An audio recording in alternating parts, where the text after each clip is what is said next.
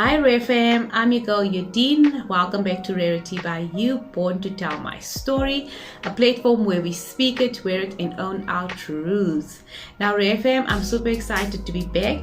We were supposed to do this yesterday because it was yesterday's challenge, but due to some technical difficulties, we couldn't tap into this conversation where I share bits and pieces of my story.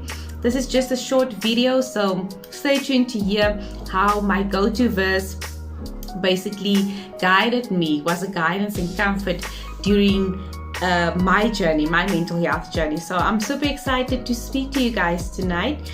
But before we dive into my story, don't forget to subscribe, like, and turn on notifications just so that you don't miss out on any of our stories, RareFam.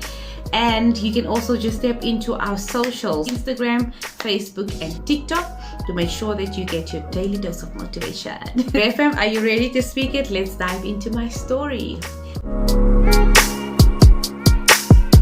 Mental health is really not something to be ashamed of. And this I didn't really believe or understand at first. I was so ashamed of my diagnosis of severe depression and scared of what it meant for me and how people will see me, and immediately with this diagnosis, fear kicked in and it took over my mind and my body.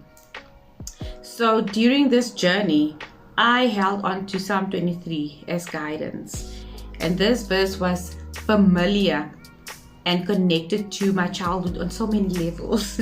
Whenever fear got the best of me as a child, I recited to Psalm 23.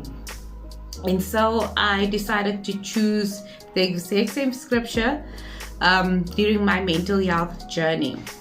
And so there were moments when I read or said or, prayed Psalm 23 and didn't believe a word I was praying or saying. And I constantly asked myself the question, how would this help me? And I did it anyway. It sort of felt like comfort, and without me realizing what was happening at that very moment was actually a moment of praying in the position I was in. I believe that was all God needed me to do in that moment. And so the scripture and prayer carried me during my mental health journey. And it also carried me through the darkest of moments when I stared secondary gender-based violence, molestation, emotional abuse, and poverty in the face.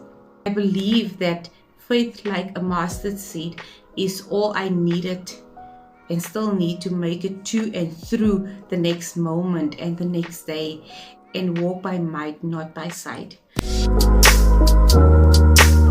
So RareFam, I would like to encourage you that in moments of absolute confusion and disorientation, a fearful spirit, shame and guilt, whatever the feeling may be, tap into your go-to verse. RareFam, I would like to hear from you. It's not too late to share your go-to verse with us on your Instagram stories.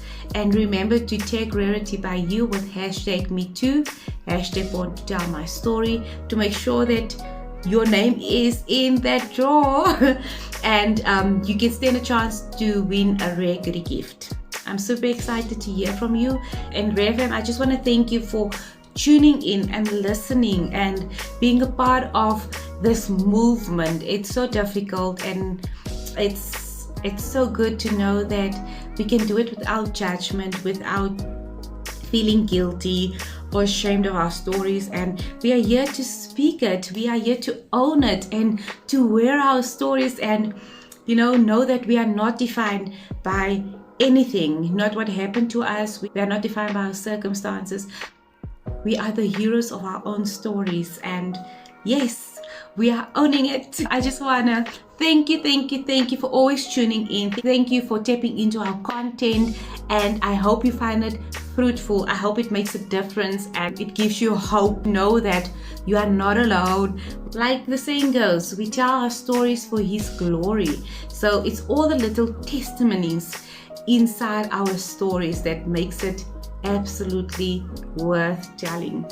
Remember, RareFam, you were born to tell your story. Speak it, wear it, and own your truth. Until next time, RareFam. Bye.